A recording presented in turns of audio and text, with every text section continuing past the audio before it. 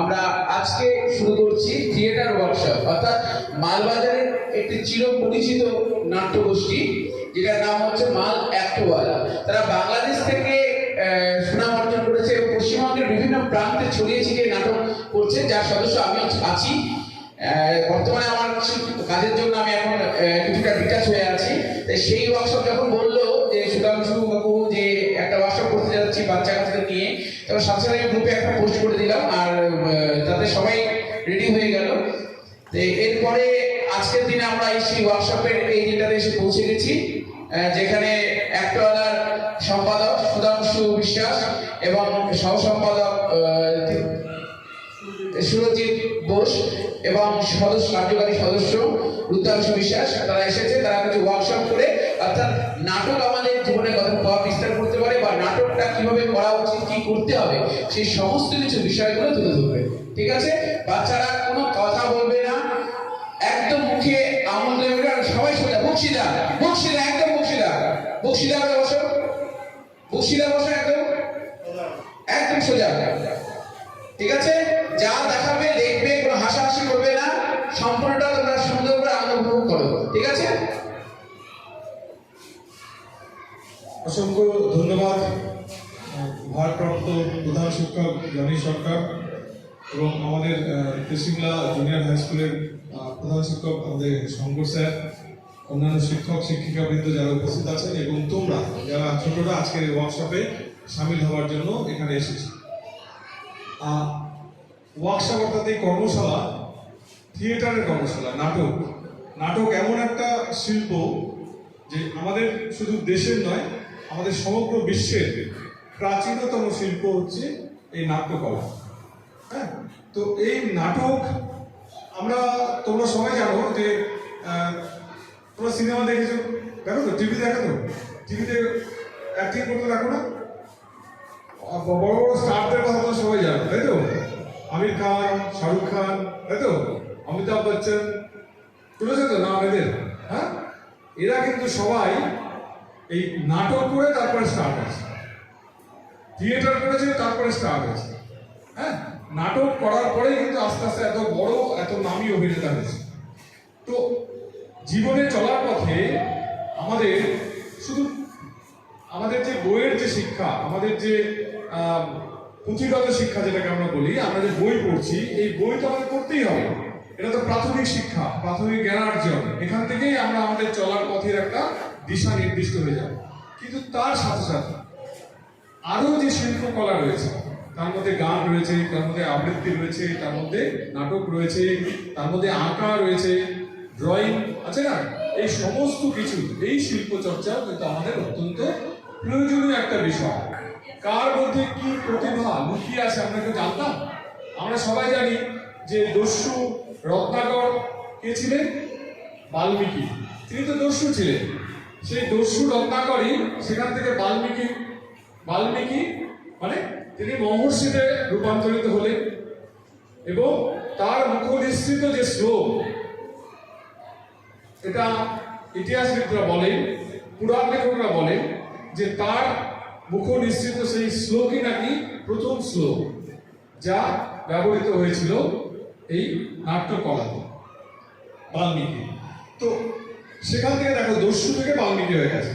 ঠিক তেমনি ভাবে আজকে তোমাদের মধ্যে থেকে কেউ এই অভিনয় শিখে একদিন যে বিরাট বড় স্টার হবে না, বিরাট বড় অভিনেতা অভিনেত্রী হবে না, কেউ বলতে পারে না। তোমাদের মধ্যে থেকে কেউ একদিন শাহরুখ খান হয়ে উঠতে পারে, তাই তো, আমির খান হয়ে উঠতে পারে, ঋত্বিক রোশন হয়ে উঠতে পারে। তো এই যে তোমাদের মধ্যে থেকে যে উঠে আসার যে ব্যাপারটা, সেটা হবে তখনই যখন তুমি লেখাপড়া যেমন মন দিয়ে করছো, ঠিক তেমনি ভাবেই এই শিল্পকলার চর্চা করবে। অর্থাৎ ছবি আঁকবে, গান করবে, আবৃত্তি করবে, নাটক করবে।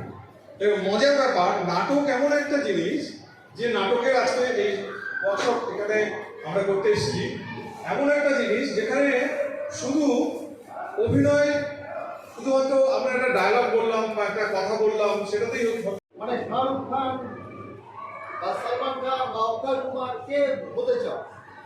বলো তোমাদের মধ্যে কে হতে চাও? কেউ না। আর এদিকে তোমাদের মধ্যে কে কে নায়িকা হতে চাও?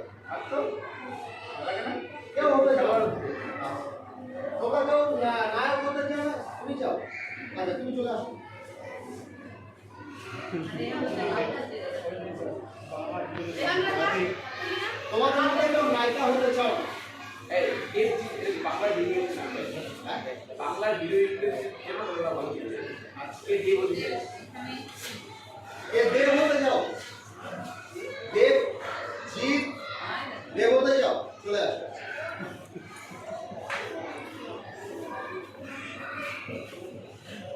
তোমরা কি এখানে তোমাদের মাস্টারমশাই দিদিমণিরা আছে বলে তোমরা কেউ হিরো হিরোইন হতে চাও না, এরকম কোনো ব্যাপার আছে? তোমাদের হিরো হিরোইন তৈরি করবার জন্য তোমাদের মাস্টারমশাই দিদিমণিরা আজকে আমাদেরকে এখানে নিয়ে এসেছে। তোমরা যদি হতে চাও তাহলে চলে এসো, আর যদি না হতে চাও তাহলে বসে বসে দেখো, ঠিক আছে? আমি মাত্র এখানে 33 জনের মধ্যে মাত্র 2 জনকে পেয়েছি আমার বন্ধু। আলিজা চলে আলিজা এই আসমানি যা সবাই মানে কি পারে না, তোমাদের তো সেটা আচ্ছা একটা কথা আমি বলে দিই, আমরা কেউ পারি না, আমরা কেউ অভিনয় করতে পারি না, আমরা কেউ এই তুই আয় আর যাও যাও হ্যাঁ ও চল বলি হ্যাঁ তুমি চল চলে আয় তোমরা ওইদিকে সব দাঁড়াও, ওখানে লাইন দিয়ে দাও, এরকম করে লাইন দাও, ব্যাস এতটুকু। রঞ্জনা শিখতে কেউ চাও না? যাবি না? শিখতে কে কে চাও? অভিনয় করার শিখতে কে কে চাও? চলে এসো। রুনু চলে যাওয়ার যা চলে যা আর চলে আয়। হ্যাঁ একটু শিখবি তো।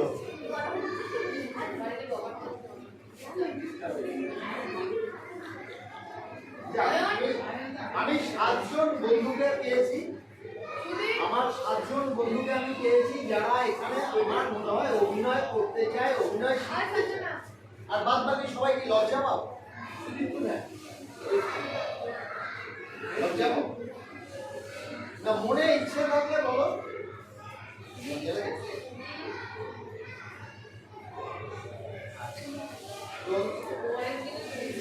আমি কিছু কিছু কাজ এদেরকে দিয়ে করাবো, আমি চাইবো এরা 7 জন একটা সাইডে বসে তোমরা, আর বাদ বাকি ফাঁকা জায়গাগুলো তো তোমরা ঢুকে যাও, এরা 7 জন।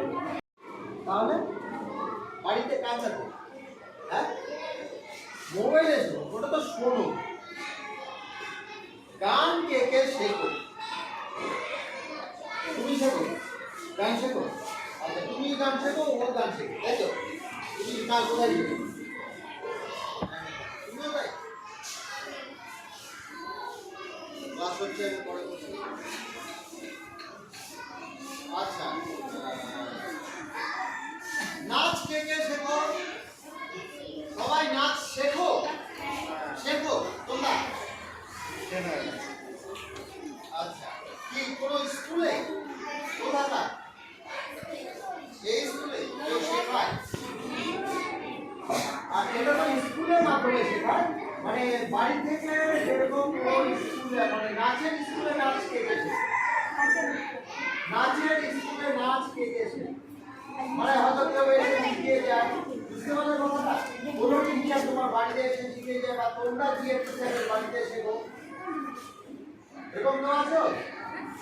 শেখো তুমি? আচ্ছা গান নাচ দুটো। আচ্ছা আপনারা কে কে শেখো?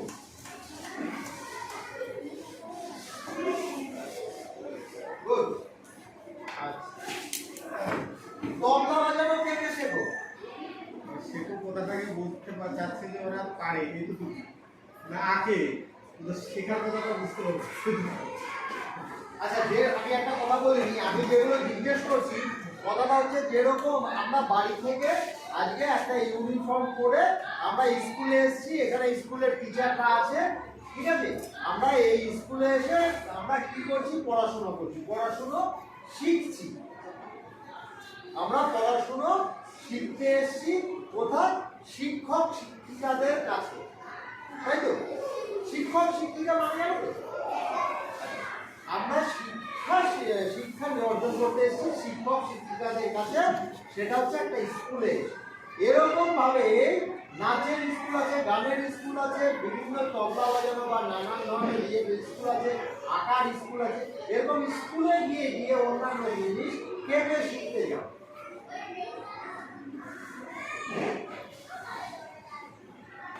যাও না। বাড়িতে এসে যেরকম প্রাইভেট পড়ানোর জন্য দিদিমণি বা মাস্টারমশাই বাড়িতে এসে প্রাইভেট পড়ায়, সেরকম বাড়িতে এসে তোমাদের গান শেখায় বা আঁকা শেখায় বা নাচ শেখায়, এরকম কে কে করে? শুধু তুমি একাই, আর কেউ নয়?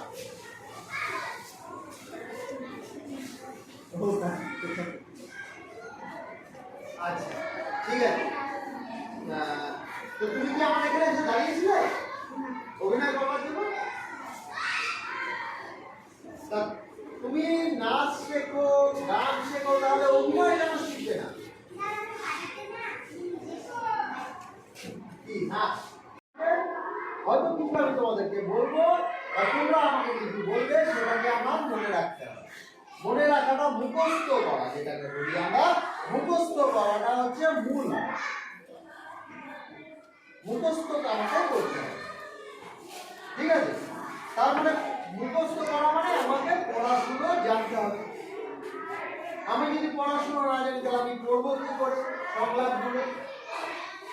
তার মানে জীবনের সব কিছু এক জায়গায় নিয়ে তৈরি হয় নাটক।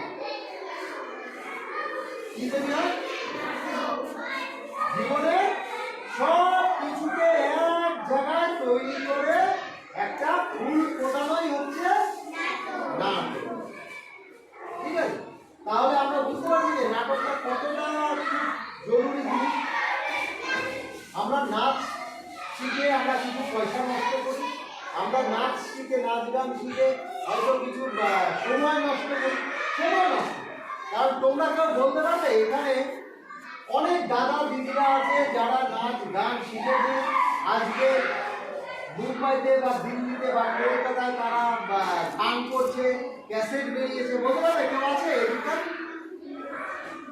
এদিকে কোনো দাদা দিদি কাকা কাকি মামা মামি মাসি মাসি এসব কেউ আছে এদিকে যে যারা আজকে নাচ শিখে গান শিখে তারা কলকাতায় বা মুম্বাইতে বা দিল্লিতে বা কোনো জায়গায় বাইরে কোথাও তারা ক্যাসেট বার করেছে? আছে কেউ? নেই। তাহলে সে হয়তো শিখেছে, কিন্তু যতটুকু সময় শিখেছে সেই সময়টাকে সে নষ্ট করে দিয়েছে। কিন্তু আমি আজকে নাটক শিখেছি, নাটক শেখার পরে আমি জায়গাটা নষ্ট করিনি। আমি আজকে নাটক শিখেছি যখন তোমাদের মতো বয়স থেকে আমি নাটক শিখেছি, এবং নাটক শেখার ফলে আজকে আমাকে ঢাকায় নিয়ে চলো, আমি ঢাকায় কোনোদিনও যাইনি, কিন্তু আজকে আমাকে নিয়ে চলো ঢাকায়, ওখানে আমি 10টা লোক আমাকে চিনবে। কলকাতায় নিয়ে চলো, 100টা লোক আমাকে চিনবে। আমাকে রংপুরে, বাংলাদেশে আর রংপুরে নিয়ে চলো, আমাকে ওখানে হয়তো 10-12 জন লোক চিনবে। আমাকে যে কোনো জায়গায় নিয়ে গেলে পশ্চিমবঙ্গে আমাকে চিনবে, কিন্তু তোমাদেরকে কি চিনবে? তাহলে চেনার মোটামুটি একটাই রাস্তা আছে না, ঠিক আছে? তাহলে আমরা কি নাটক করবো? কে কে করবে নাটক? করবো সেই 7টাই হাত করবে নাটক, হ্যাঁ? আচ্ছা, চলে আসুন তো যারা যারা নাটক করবে।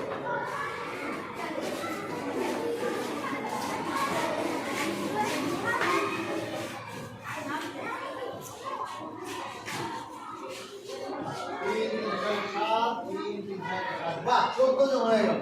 তখন ছিল 7 জন, এখন হয়ে গেল 14 জন, ডাবল। আচ্ছা, এবার আমি তোমাদেরকে কিছু জিনিস দেখাবো, ঠিক আছে? তোমরা পিটি করো, পিটি। তোমাদের হেলথ মিনিস্টার যে আছে সে কি তোমাদেরকে শরীর চর্চা করায় মাঠে? মাঠে তোমরা শরীর চর্চা করো কি? করো না? তুমি তো সবই বাড়িতেই করো, সেটা আমি বুঝতেই পারছি। তুমি স্কুলে কিছুই করো না, পড়াশোনাটাও করো না, তুমি বাড়িতেই করো। আচ্ছা, সেটা আমি বলতে চাইছি না। আমি বলছি যে তোমরা জগিং করো, মাঠে দৌড়ো। কে কে করো? চলো শুরু করো। কিরকম ভাবে করো? একটু ফাঁকা হলো, গায়ে গায়ে ফাঁকা হলো, একটু ফাঁকা হও। হ্যাঁ, করো।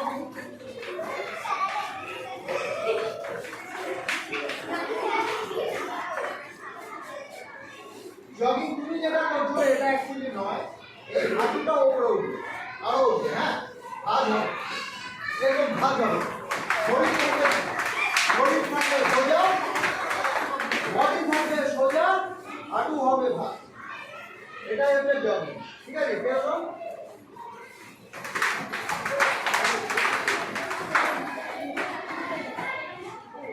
এটা হচ্ছে জগিং।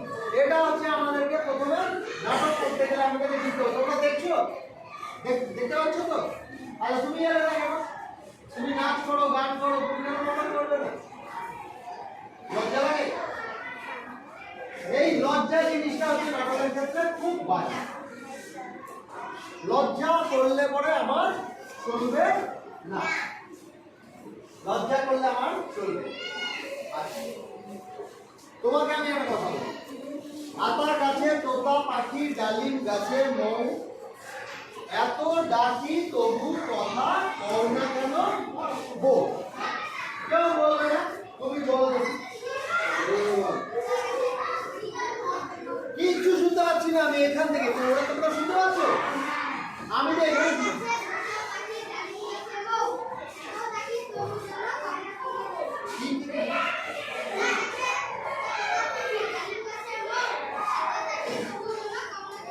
তবু কথা কও না কেন বউ। তুমি বলো এই কথাটা, তুমি বলো।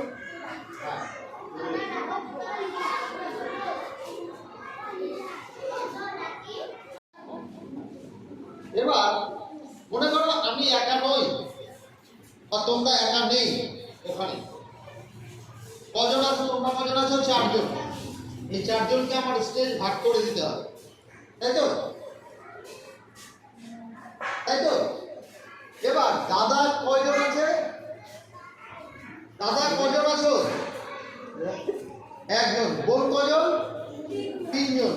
তাহলে আমি অটোমেটিক্যালি দাদাকে আমি মিডল স্টেজে রাখতে পারি, দাদা যেহেতু একা আছে। হ্যাঁ, রেখে দিলাম। আচ্ছা, আর 1 জন বোনকে আমি দিয়ে দিলাম দাদার পাশে, অর্থাৎ এই জায়গাটা। ঠিক আছে, আর 1 জন বোনকে আমি রেখে দিলাম দাদার এই জায়গা, আর আরেকজন বোনকে আমি কোথায় দেব? তাই তো, আরেকজন বোন দাঁড়িয়ে আছে, কারণ তাকে কোথায় দেব? সেক্ষেত্রে যে সংলাপ বলবে, তোমরা 4 জন আছো, 4 জনের মধ্যে যার সংলাপ বলবে অর্থাৎ ডায়লগ বলবে, যে সে এখানেও আসতে পারে, এখানেও আসতে পারে, এখানেও আসতে পারে, যখন যাকে যে ডায়লগ বলবে তার সামনে গিয়ে সে আলোচনা করতে পারে। ঠিক আছে, তাহলে আমার 4 জন স্টেজ কমপ্লিট হয়ে যাচ্ছে। ঠিক আছে, আমরা এইভাবে সাজিয়ে একটা আলোচনা করে একটা ছোট্ট একটা নাটক নয়, একটা অভিনয়ের শুরুতেই শুরু দেখবে। ঠিক আছে।